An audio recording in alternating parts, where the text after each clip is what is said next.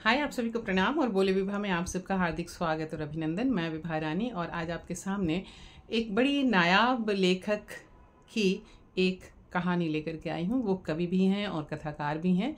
उनके बारे में मैं बाद में बात करती हूँ, लेकिन इसके पहले अगर अभी तक आपने हमारा चैनल नहीं सब्सक्राइब किया है तो हमारा चैनल झट से सब्सक्राइब कर लीजिए, लाइक कीजिए, कमेंट कीजिए, शेयर कीजिए और बाय मी ए कॉफ़ी के लिंक पर जा करके आप हमारे लिए कम से कम एक कॉफ़ी और ज़्यादा से ज़्यादा आपकी जितनी मर्जी, जितनी श्रद्धा, उतनी कॉफ़ी लेकर के आप हमें सपोर्ट कर सकते हैं। रेणु हुसैन। रेणु हुसैन मूलतः कवि हैं और अपने 2 कविता संग्रहों के माध्यम से उन्होंने हिंदी साहित्य जगत में अपनी एक ख़ास पहचान बनाई है। इस बीच उन्होंने कविताएं तो लिखी ही हैं, एक कहानी संग्रह भी लिखा है। पिछली बार जब मैं प्रथम व्यंग यात्रा शारदा त्यागी सम्मान स्मृति सम्मान लेने दिल्ली गई थी तो वहाँ वो आईं और अपने हाथों से उन्होंने अपनी 2 किताबें मुझे भेंट की, एक कविता संग्रह और एक कहानी संग्रह। मैं उनके कहानीकार के रूप से परिचित नहीं थी, इसलिए जब मैंने उनकी ये कहानी की किताब पढ़ी और आते के साथ मैंने झटपट पढ़ ली थी। ये दूसरी बात है कि उसके ऊपर मैं बात अभी कर रही हूँ। तो मैंने देखा कि ये इनके भीतर एक कहानीकार बहुत धीमे से सरगोशी करके आ रहा है। अपनी धीमी धीमी गति और धीमी धीमी धुन में वो अपनी धुन की चलाता हुआ आ रहा है। उनकी एक बहुत ही अच्छी कहानी है पप्पन। उस कहानी का पाठ मैं आज यहाँ करूँगी, लेकिन इसके पहले मैं ये चाहूँगी कि मैं आपको वो दोनों किताबें भी दिखाऊं और साथ साथ आपको उनकी एक कविता भी सुनाऊं और साथ साथ फिर उसके बाद कहानी। तो ये है उनकी किताब, ये है गुंटी जो उनका कहानी संग्रह है और ये है घर की औरतें और चांद जो उनका कविता संग्रह है। मैं आपको सबसे पहले एक कविता, बल्कि इसी शीर्षक की कविता आपको सुनाती हूँ, घर की औरतें और चांद, और उसके बाद फिर हम कहानी सुनेंगे। ठीक है, बनी रहिएगा हमारे साथ। कविता का शीर्षक मैंने आपको बताया, घर की औरतें और चांद। एक घर की औरतें बहुत उदास रहा करती थीं। एक रात चांद ने कुछ सोचा और घुस आया उनकी 4 दीवारी के अंदर। वो रात फिर त्योहार हो गई। औरतें खुशी से झूम उठीं। एक ने चांद को कंगन बना अपनी सूनी कलाई में पहना, दूसरी ने उसे देख गोल चमकदार फूली रोटियां बनाई, तीसरी ने चांद को अपनी कटोरी में रखा, कटोरी चांद की हो गई। एक चांद को ढपली बना बजाने लगी, मनभावन गीत गाने लगी, चांद की मिठाइयां बनी बटी। दूसरी ने उसे सिरहाने रखा, सपने देखने लगी। दिन सुनहरे हो गए। दिन सुनहरे हो गए। औरतें उस रात 4 दीवारी से निकल अपना अक्स चांद में निहारने लगी। अपना अक्स चांद में निहारने लगी, सजने संवरने लगी। उस रात औरतों की ईद हो गई। उस रात औरतों की ईद हो गई। सवेरे तक सब औरतें थक गईं। सबको मदहोश और नींद से बोझल देख थका मांदा चांद भी चुपके से निकल गया। उस दिन उस घर की सारी औरतें और मेरी आँखें, मेरी ज़ुबान, मेरी हंसी, मेरी थिरकन, मेरी धड़कन, सारे खुश थे। वो रात एक प्रेम की रात थी। वो रात एक प्रेम की रात थी।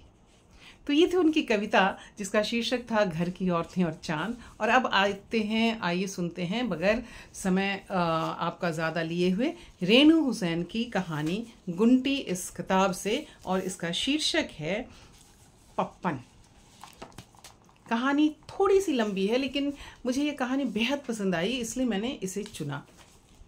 लेकिन आप अच्छी कहानियाँ सुनिए, अच्छी कहानियों के सुनने का आनंद उठाइए और आप भी चांद बनिए। पप्पन। पप्पन, ओ पप्पन, पड़ोस की पुकारों ने मुझे जगा दिया। मैं झुंझला कर उठ बैठी और बड़बड़ाने लगी। उफ, ये गंवार और अशिक्षित लोग चैन की नींद तक नहीं लेने देते। मुझे अपने पड़ोसी बिल्कुल पसंद नहीं थे। दिन भर छोटे बच्चों का रोना, माओ का चिल्लाना और अशिष्ट व्यवहार।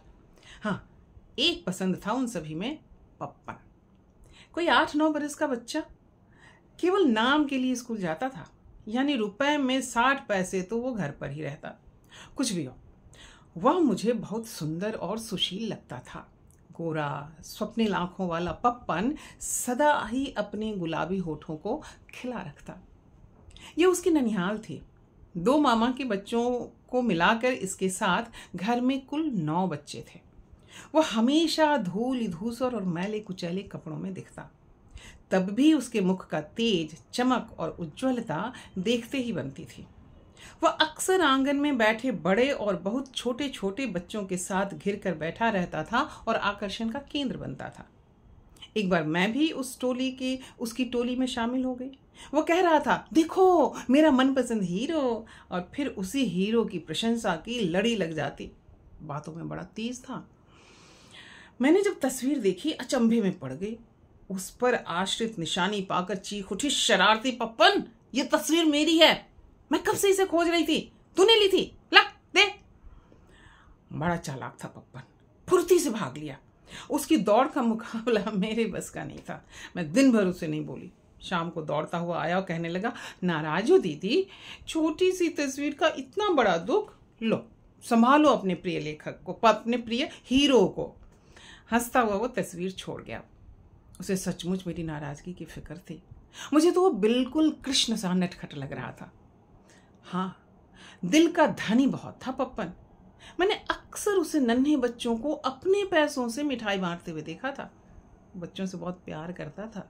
नीम के तले उन्हें झुलाना, पीठ पर बैठाकर बारी बारी खेलना, और ये किलकारियां फिर देर तक चलती टूटती तो मामा जी के कनपट्टी पर पड़े थप्पड़ से।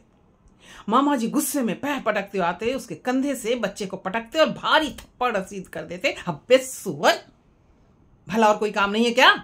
चल मेरे जूते मोची को दिया, चल, उसे घसीट कर कहते। मेरा हृदय उस समय करुणा से भर उठता। लगता जैसे गुलाबी गुलाब मार खाकर लाल हो गया है। वह मामा जी के तेज कदमों के पीछे नन्हे कदम धर देता। मेरे सामने से निकला तो मैंने हाथ पकड़कर खींच लिया। क्यों रे, इसमें तेरी क्या गलती थी? अनपढ़ कहीं के, प्यार से ही कह देते। बात काट कर वो कहता, है जाने दो दीदी, छोड़ो। लेकिन पप्पन, एक बात तू बता, तू यहाँ रहता ही क्यों है?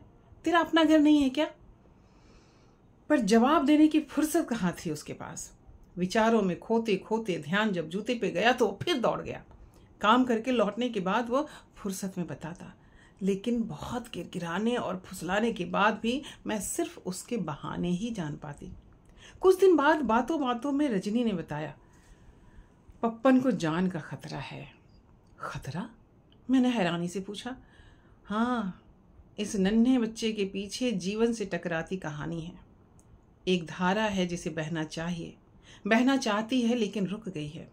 इसकी किस्मत इसे यहाँ ले आई है, धूल भरे कांटों भरे जीवन में, वरना ये वो नहीं जो आज है। मतलब क्या है तुम्हारा? पप्पू जमींदारों की इकलौती औलाद है जिसका हक न जाने कितनी हेक्टेयर भूमि पर है, लेकिन दुश्मन इसे खत्म करना चाहते हैं ताकि उस जमीन का वारिस कोई ना रह सके। और मालूम हुआ कि उसकी माँ उसे यहाँ अपने भाइयों के पास छोड़ गई है ताकि वो हिफाजत से जी सके। विश्वास नहीं हो रहा था कि ये नन्ही सी जान कितनी महंगी है, और आज भी जमींदार जायदाद के लिए इस तरह से एक बच्चे को मारने पर उतारू है। और ममता है कि अपना आंचल फैलाकर उसे छुपा देना चाहती है। उसका गांव सचमुच बहुत प्यारा था, या यूं कहिए कि उसे बहुत प्यारा था। वो उसकी बातें, ऊंची ऊंची उड़ानें भरती कल्पनाएं और क्षितिज के पार देखती चमकती आंखें बता देती। गांव का नाम लेते ही पप्पन गांव में खो जाता। अपने छोटे से छोटे खेल, नौकरों के साथ की शरारतें, सभी कुछ कमेंट्री की तरह बोल जाता। हमारे चाचा थे ना, हमें बहुत प्यार करते थे, पर हमारी समझ में नहीं आता कि माँ और वकील चाचा हमें उनसे दूर रहने को क्यों कहते थे। फिर वो सोच में डूब जाता। माँ आ रही है दीदी, माँ आ रही है, कहता हुआ मेरा दुपट्टा सरका गया था। वो अपनी माँ के आने का समाचार वो अपनी मीठी बोली की मिठाई सा बांट आया था। उसकी माँ अक्सर महीने में एक चक्कर लगाती थी। एक महीना कहने को सिर्फ एक महीना था, लेकिन थे पूरे 30 दिन और 30 रातें। ये सोचते ही कि वह इन्हें कैसे बिताता था, आंखें भर आती थी। माँ माँ, चीखता हुआ वो दौड़ता जा रहा था गली के छोर पर। वहीं वह माँ से लिपट गया। उसकी माँ ने उसे बार बार चूमा, गालों पर, माथे पर, आंखों पर, और उसकी हालत देखते हुए कहती, अरे मेरे लाल, ये क्या हाल का बना रखा है बेटा, चल मुंह हाथ धोकर तेरे कपड़े बदल दूं। वह अपनी माँ का हाथ थामे भाग लेता और मैं सोच रही थी, क्या ये कपड़े सिर्फ माँ के आने पर ही बदलता है? क्या होता है उसके जाने के बाद? माँ नए कपड़े दे जाती तो भाभियाँ उन्हें अपने बच्चों को पहना देती। थोड़ा सा ही तो बड़ा है, क्या हुआ फिर? अगले बरस मेरा पप्पू भी ठीक समा जाएगा इसमें। फिर क्या था, पप्पन के लिए बच जाते वही घिसे कुचले मैले वस्त्र। बेटा, मामा और बच्चों को भी तो दे। पप्पन की माँ की आवाज़ ने मेरे विचारों को तोड़ा। पप्पन माँ की टोकरी से फल और मिठाई निकालकर जल्दी जल्दी खाने लगा था। शायद जानता था कि अभी बंट जाएगी, इतने दिनों पर मिली है और अभी अभी शिष्टाचार का पाठ मिलने वाला है। बेटा, तू तो बड़ा है, समझदार है, जा मिठाई बांट। और इस तरह उसकी रही सही भूख भी मारी जाती। लौटते वक्त भी माँ उसे समझा जाती, बल्कि समझना पड़ता। भाई का घर था तो क्या, आओ भगत और लल्लू चप्पू तो करनी ही पड़ती है। मेरा अच्छा बेटा, हाँ, मामा जी की बात मत ठुकराना, अब तो वही तेरा सहारा है ना।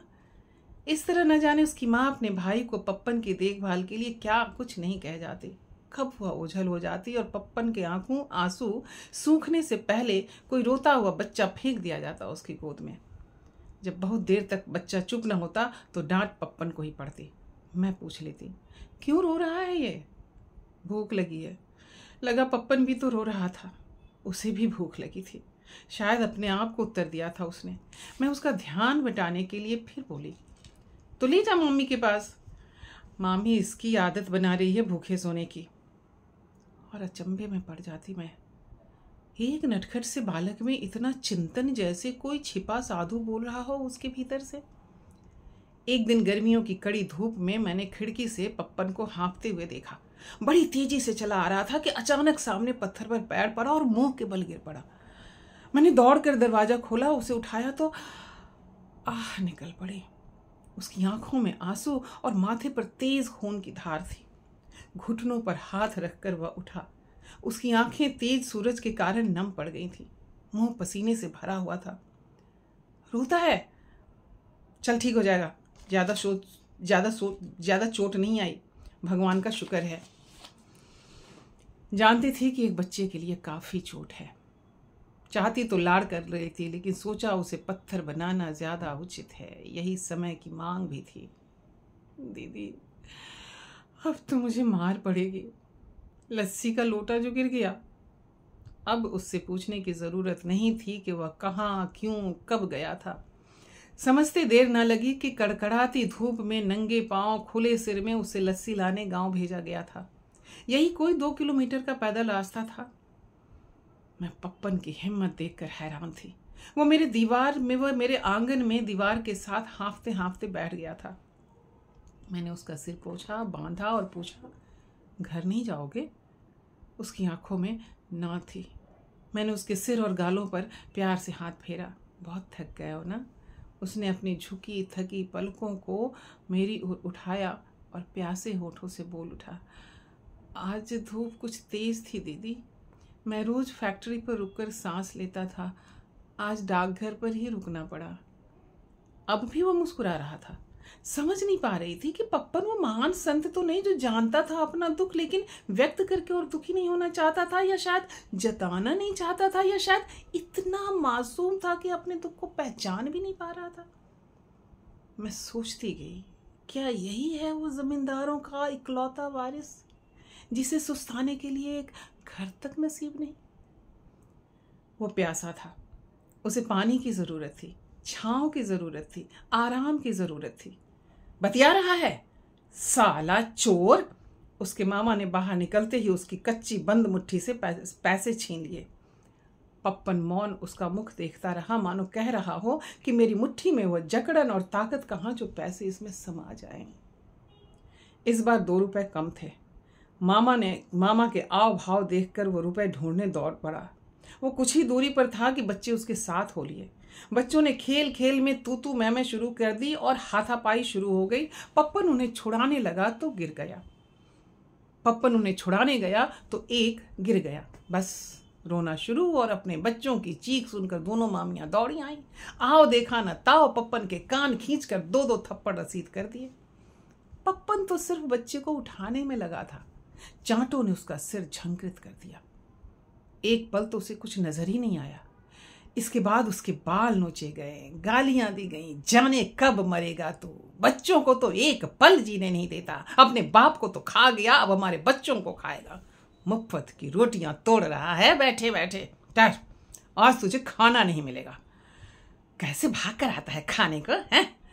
और ना जाने क्या क्या कहती गई थी उसकी मामी। पप्पन सिर्फ अपनी सफाई पेश करने के लिए मामी जी मैं ही करता रह गया। शायद शाम को वह भूखा रह गया था। मुझसे ही कहाँ खाया जा रहा था उसकी ऐसी हालत देखकर। मैं बाहर बार बार खिड़की से झांकती रही कि वो बाहर मैं उसे इशारे से बुलाऊं और कुछ खिला दूं, मगर न जाने वो क्यों नहीं आया और बत्तियां बुझ गईं। निराश होकर मैं भी सो गई, करवटें बदलते हुए।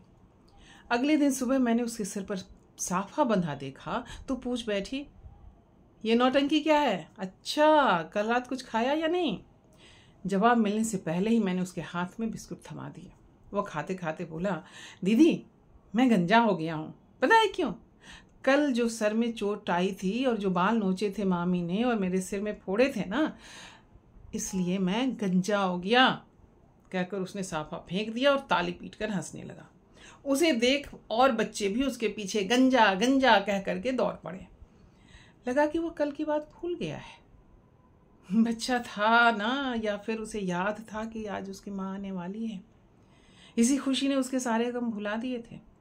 इस बार उसकी माँ आई तो आंचल पकड़कर वह फिर बोला, माँ मैं तुमसे इतनी दूर क्यों? कितनी दफे कहा है कि मेरा दिल यार नहीं लगता, इस बार तो मैं तुम्हारे साथ चलूंगा। जैसे वो सब्र के सारे बांध तोड़ चला था। यह भी भूल गया था कि इस बात से बाद में उसे मार पड़ सकती है। क्यों बे, क्या हम तुझे ठीक से नहीं रखते, रोटी नहीं देते? आ हा हा हा हा। और जाने और क्या क्या वो भूल चला था। माँ ने प्रेम पूर्वक फिर से उसे गोद में बिठाया और हर बार की तरह समझाने लगी, माँ तेरा चाचा है रे, दुष्ट तुझे मार डालेगा, तू ही तो बचा है मेरे कुल का दीपू, तू दीर्घायु रहे, जा लौट जा मेरे लाल, फिर ले जाओगी तुझे। कहकर पल्लू छुड़ाना ही पड़ा था माँ को। इस बार पप्पन कुछ ज्यादा उदास था, कुछ ज्यादा ही गुमसुम था वह। मैं पूछ बैठी, बहुत याद आ रही है माँ की? हाँ, माँ तो हमेशा ही ले जाने को कहती है और फिर इस नरक में फेंक जाती है। कहकर वह दीवार की ओर पलट गया और सिसकने लगा। मैंने उसका मुंह अपने हाथों में लिया, गर्म था। मैंने कहा, अरे तुम्हें तो बुखार है पप्पन। लेकिन मेरी बात की परवाह किए बिना वह दौड़ पड़ा, शायद किसी कोने में अकेले में सिसकने के लिए।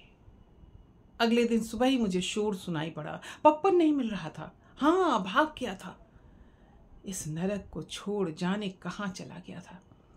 मामा मामी को तो कतई कोई क्षोभ नहीं था, लेकिन बहन की अमानत थी, इसीलिए वे खोज कर रहे थे।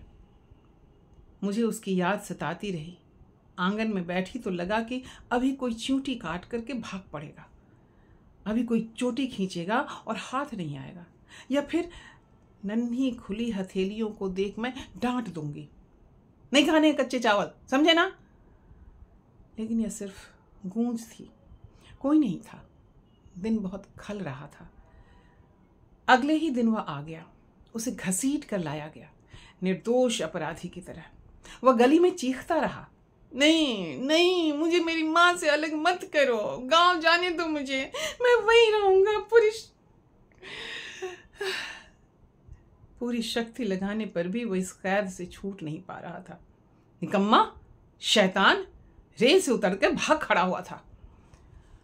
मालूम हुआ कि वह फिर खेतों में ही चने चबाता पकड़ा गया था और तब से इसी तरह रो रो कर आंखें लाल कर बैठा है और दहलीज तक आते आते उसकी आंखें सूख गईं, नम पड़ती गईं, आवाज़ धीमी होती गई, होठ भिज गए और वह संपूर्णतः क्षीण पड़ गया। वह गिर पड़ा। वह मासूम गोरा सा मुख जमीन पर चित्त पड़ा था। शायद उसका बुखार सिर चढ़ गया था। एकाएक भीड़ एकत्र हो गई। उस पर पानी डाला गया। तभी भीड़ से चीरती हुई एक आवाज सुनाई दी। एक राह सी बन गई। आखिर कब तक सहती वह यह बिछोह? आज ममता उसे खींच लाई थी। हाँ, यह उसकी माँ ही थी। अपने सपूत को गोद में बिठाकर चूमने लगी। मेरे लाल, तू मेरे पास ही रहेगा। तू मेरा है रे। तू जो कहेगा वही होगा। उठ मेरे लाल, तू ही राज करेगा। और वो चीख कर रोने लगी। धीरे धीरे पप्पन के तंद्रा टूटी। उसने आंखें खोली। वह मुस्कुरा रहा था। शायद जानता था कल सुबह उसे झटक कर अधूरी नींद से नहीं जगाया जाएगा और वो बेझिझक होकर नीम के झूले पर ऊंची पींगे भरेगा, कंचों से जेब गरम करेगा, खुले साफ आकाश में पतंग उड़ाएगा, पतंग काटेगा और कटी पतंग के पीछे दौड़ेगा, डोर बटोरेगा।